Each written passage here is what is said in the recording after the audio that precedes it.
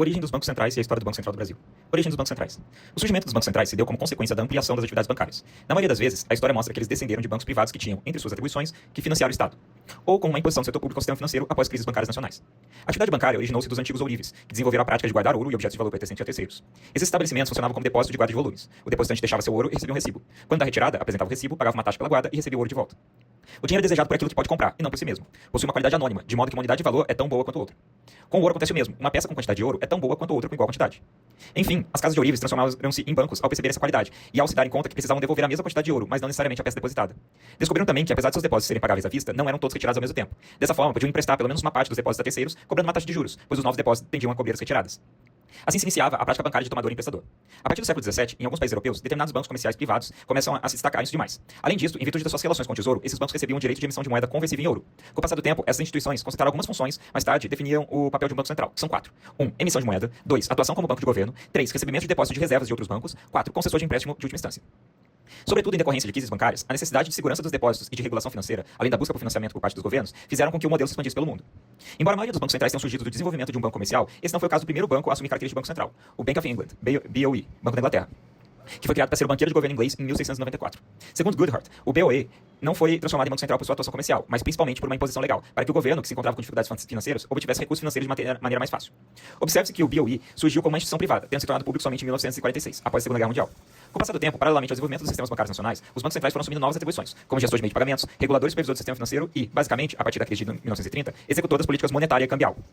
Para conter as ameaças inflacionárias, difundiu-se, a partir dos anos 80, a tese de independência do Banco Central, que se apoia em grande medida na crença de que há uma verdadeira função original das autoridades monetárias, que é perseguir a estabilidade de preços. A independência do Banco Central representa ter liberdade para decidir sobre a condução das suas atribuições, de forma a atingir seus objetivos, sendo que suas decisões muito dificilmente serão anuladas por outros órgãos de governo. Mas sobre a autonomia do Banco Central será vista na unidade 4. Observe-se que a independência de seus bancos centrais foi pré-condição para a entrada dos países na União Europeia. Nesse sentido, o BOE, apesar de já possuir autonomia operacional na prática, se tornou independente por lei em 1997. Mais recentemente, na trajetória dos bancos centrais, vale destacar o caso do Banco Central Europeu, BCE, responsável pela moeda única europeia, o euro, e é o primeiro caso de um banco central de um grande conjunto de países. O BCE entrou em funcionamento em 1998, o que lhe proporcionou 7 meses de preparação para realizar a tarefa, sem precedentes, de substituir as moedas de um grupo de estados soberanos pela moeda única, e definir uma política monetária para a zona do euro. É interessante destacar que, dadas as suas atribuições, um banco central transforma-se automaticamente em assessor econômico do governo, pois é responsável pela execução das políticas monetária e cambial, atua na definição da política de crédito e participa, em algumas instâncias, da execução da política fiscal. Nesse sentido, há de se considerar que o grau de influência de um banco central na tomada de decisão macroeconômica depende do contexto político administrativo que se situa a sua ação, e também do prestígio e da atitude de seu governador ou presidente. História do Banco Central do Brasil. A busca por uma instituição que organizasse o sistema monetário e financeiro do Brasil iniciou-se em 1694, com a criação da Casa da Moeda. Posteriormente, com a chegada da família real portuguesa e a criação do Banco do Brasil em 1808, já havia consciência da necessidade de criar um banco dos bancos, com poderes de emitir papel moeda com exclusividade, além de exercer o papel de banqueiro do Estado. O Banco do Brasil foi criado com algumas funções de Banco Central, pois cumpria o papel de banco de depósitos, desconto e emissão. Além do mais, era investido de poder de venda de produtos privativos da administração pública e contratos reais, funções típicas de banqueiro do governo. Um dos fatores que explica o grande retardamento até a criação de um Banco Central, propriamente dito no Brasil, foi esse duplo papel exercido pelo BB. Mesmo com o BB cumprindo algumas funções, até 1945 não existia uma organização institucional que realizasse o controle da oferta da moeda. Naquele ano, entre outros motivos, em função da necessidade de criar interlocutor para atuar com o Fundo Monetário Internacional, FMI, o governo criou a Superintendência da Moeda e do Crédito, o SUMOC, com funções de exercer o controle sobre o mercado financeiro e de combater a inflação, assim como de preparar o país para a implantação de um banco central. Vale registrar que, nesse período, foi criado também o Conselho Superior da SUBOC, órgão normativo com responsabilidade pela coordenação das políticas monetária, creditícia, cambial e bancária. Pela Lei 4595, de 31 de dezembro de 64, foi criado o Banco Central do Brasil, autarquia federal integrante do Sistema Financeiro Nacional. Iniciou suas atividades em março de 65. Entretanto, até 1986, o Banco Central do Brasil repartiu funções de autoridade monetária com o Banco do Brasil, que continuou recebendo os depósitos voluntários das instituições financeiras. Adicionalmente, em 65, passou a funcionar a conta movimento, que unia o Banco Central do Brasil ao Banco do Brasil, permitindo o suprimento automático de recursos ao Banco do Brasil, viabilizando assim a realização da política de crédito oficial e outras operações do governo federal, sem o prévio aprovisionamento de recursos.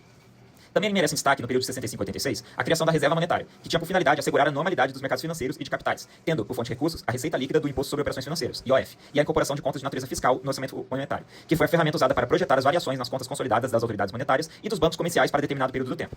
Essas projeções mostram a maneira como se pretende conduzir a política monetária em termos de aumento de empréstimos ao governo e ao setor privado, de acumulação de reservas cambiais e de expansão do meio de pagamentos. Segundo Amorim Neto, o objetivo final do orçamento monetário era a previsão da expansão dos meios de pagamento na economia, tornando-o coerente com a previsão de crescimento do produto físico e uma certa elevação no nível geral de preços, mantida a velocidade de renda da moeda constante. Na segunda metade da década de 80, foi iniciado um grande processo de reordenamento financeiro, que incluiu a transferência das contas de caráter fiscal, embutidas no orçamento monetário, para o orçamento fiscal. Com isso, o orçamento fiscal começou a apresentar déficits que antes não apareciam. O passo seguinte foi o fim da conta movimento, que ligava o Banco do Brasil ao Banco Central. Houve ainda a unificação orçamentária e a criação do Orçamento Geral da União, OGU. O Banco Central do Brasil perdeu também a faculdade de administrar a política de endividamento do governo. Foram também redefinidas as funções do Banco do Brasil, do Banco Central do Brasil e do Tesouro. Criou-se a Secretaria do Tesouro Nacional, como caixa único de todas as despesas do governo federal. Em 1988, foi criado o Orçamento das Operações de Crédito, o qual, como parte integrante da OGU, passou a reunir todos os créditos antes embutidos no orçamento monetário. Com a criação do orçamento de crédito, o Banco Central do Brasil perdeu sua função de fomento, embora continuasse como agente financeiro do Tesouro, mas sem o poder de adiantar por conta dos mesmos recursos oficiais de crédito. Naquele ano, com a edição do Decreto-Lei 2471, de 1º de setembro de 88, foi também transferida a receita do IOF para a Secretaria da Receita Federal, incorporando o tributo no orçamento da União. Dessa maneira, a Reserva Monetária deixou de receber novos recursos originários da arrecadação desse imposto. A Reserva Monetária era um fundo utilizado para a estabilização do sistema financeiro nacional, podendo ser utilizada para evitar a quebra de instituições e eventuais riscos sistêmicos. Atualmente, esse fundo está em extinção, pois perdeu sua motivação em função da edição da Lei Complementar 101, de 20 de maio de 2000, também conhecida como Lei da Responsabilidade Fiscal, que em seu artigo 28 veda a utilização de recursos públicos para socorrer instituições financeiras. Na mesma época, segundo o Banco Central do Brasil, a Constituição Federal estabeleceu dispositivos importantes para a atuação do Banco Central do Brasil, dentre os quais se destacam o exercício exclusivo da competência da União para emitir moeda e a exigência de aprovação prévia pelo Senado Federal dos nomes indicados pelo Presidente da República para cargos de presidente e diretores da instituição. Durante a década de 90, inicia-se o processo de transferência da administração da dívida pública externa do Banco Central do Brasil para a Secretaria de Tesouro Nacional. O processo completo de transferência se encerra em 2005, com a passagem da administração da dívida externa pública securitizada e negociada no mercado internacional para a STN. A STN assumiu o controle e a movimentação das contas especiais em moeda estrangeira, decorrentes de acordos externos firmados junto a organismos multilaterais e agências de crédito internacional, dívida externa, passando a gerir a dívida pública federal, mobiliária ou contratual, interna ou externa. Ao centralizar em uma única unidade governamental a responsabilidade pelo gerenciamento de todos os compromissos do governo federal, obteve-se maior transparência orçamentária e financeira das contas do governo. Com essas mudanças, o Banco Central do Brasil se aproximou do modelo de um Banco Central clássico. Mais recentemente, destacam-se como marcos da atuação do Banco Central a operacionalização do Plano Real em 94, primeira tentativa de estabilização do poder aquisitivo da moeda, bem sucedida a partir de 86, a adoção do regime de metas para a inflação em 99, a implantação do novo sistema de pagamentos brasileiro, SPB, em 2002, e a implementação de medidas visando a inclusão financeira, de 2009 em diante. O Plano Real foi a primeira experiência de um plano econômico no Brasil em que a política monetária foi pensada de forma independente pelo Banco Central. Com esse plano, houve substancial redução da inflação e sua consolidação em níveis administráveis. Em março de 94, os preços em cruzeiro real foram indexados à unidade real de valor, o URV. A URV foi igualada à taxa de câmbio oficial do dólar norte-americano. Na prática, foi instalado um padrão bimonetário no país, que permitia, porém, apenas uma moeda como forma de pagamento, o cruzeiro real. A partir de 1º de julho de 94, foram extintos a URV e o cruzeiro real e criado o real, com os preços equiparados à taxa da URV, de 30 de junho de 94, em 2.750 cruzeiros reais. O Plano Real valeu-se de política monetária robusta, emissões controladas de moeda, melhoria da política fiscal e do aumento de reservas internacionais, que permitiram, nos seus primeiros anos até 99, a administração do câmbio na chamada âncora cambial. Outra condição importante para o sucesso do real foi a prévia renegociação da dívida externa, com adequação ao Plano Brady. Esse plano, coordenado pelo ex-secretário do Tesouro norte-americano, Nicholas Brady, permitiu a permuta parcial da dívida externa de países da América Latina por bônus globais, sendo reestruturadas as dívidas não pagas provenientes das moratórias do México, Argentina e Brasil na década de 80. Com o fim da âncora cambial, a partir de junho de 99, a política monetária do Banco Central passou a ser conduzida sob o regime de metas para a inflação. Esse regime é qualificado pelo comprometimento do Banco Central em atuar de maneira a garantir que a inflação se situe dentro do intervalo estabelecido pelo governo a partir de determinada meta. Esta meta e seu intervalo de tolerância são anunciados previamente.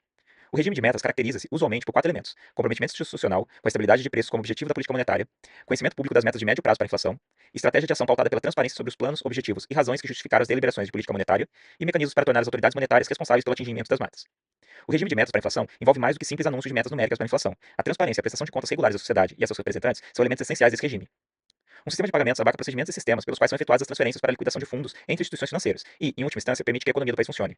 O atual sistema de pagamentos brasileiro, SPB, foi implantado em 22 de abril de 2002 e trouxe grandes inovações ao mercado financeiro, destacando-se pela possibilidade de liquidação de pagamentos no próprio dia, pela transferência eletrônica disponível, TED, a impossibilidade de saldos negativos em contas mantidas pelo Banco Central, pelas instituições financeiras, e a redução do risco sistêmico e do risco de crédito incorrida pela autoridade monetária. O Banco Central do Brasil atua para ampliar e melhorar o acesso da população a serviços financeiros. O objetivo da atuação do BCB é a expansão e o fortalecimento dos canais de acesso a serviços financeiros, a criação de instrumentos para melhor adequação dos serviços aos segmentos de menor renda e a garantia da qualidade na provisão de serviços financeiros. Nesse sentido, cabe destacar a edição da medida provisória 615, convertida na Lei 2865 de 2013, que cria as instituições de pagamento e as contas de pagamento, que impulsionou os pagamentos por dispositivos móveis e facilitou a entrada no sistema financeiro a pessoas de menor poder aquisitivo. Destaque-se também a importância dos correspondentes no país, que além de levarem serviços financeiros a municípios desassistidos, ampliam as conveniências em áreas já atendidas. Ainda sobressai o fortalecimento das cooperativas de crédito, que são peça fundamental para o atendimento a setores específicos, especialmente no que tange ao crédito rural e às associações produtivas. Mais recentemente, o Banco Central criou o PIX, que é o pagamento instantâneo brasileiro. É o meio de pagamento criado pelo Banco Central, em que os recursos são transferidos entre contas em poucos segundos, a qualquer hora ou dia. É prático, rápido e seguro. O PIX pode ser realizado a partir de uma conta corrente, conta poupança ou conta de pagamento pré-paga. O PIX foi criado para ser um meio de pagamento bastante amplo. Qualquer pagamento ou transferência que hoje é feito usando diferentes meios, TED, cartão, boleto, etc., poderá ser feito com o PIX, simplesmente com o uso do aparelho celular. As transferências tradicionais no Brasil são entre contas de mesma instituição, transferência simples, ou entre contas de instituição diferentes, TED e DOC. O PIX é mais uma opção disponível à população que convive com os tipos tradicionais. A diferença é que, com o PIX, não é necessário saber onde a outra pessoa tem conta. Você realiza a transferência a partir, por exemplo, de um telefone na sua lista de contatos, usando a chave PIX. Outra diferença é que o PIX não tem limite de horário, nem de dia da semana, e os recursos são disponibilizados ao recebedor em poucos segundos. O PIX funciona 24 horas, 7 dias por semana, entre quaisquer bancos, de banco para fintech, de fintech para instituição de pagamento, entre outros. As transações de pagamento por meio de boleto exigem a leitura de código de barras, enquanto o PIX pode fazer a leitura de um QR Code. A diferença é que no PIX a liquidação é em tempo real. O pagador e o recebedor são notificados a respeito da conclusão da transação e o pagamento pode ser feito em qualquer dia e horário. As transações de pagamento utilizando cartão de débito exigem o uso de maquininhas ou instrumento similar. Com o PIX, as transações podem ser iniciadas por meio de um telefone celular, sem a necessidade de qualquer outro instrumento. O PIX tende a ter um custo de aceitação menor por sua estrutura ter menos intermediários.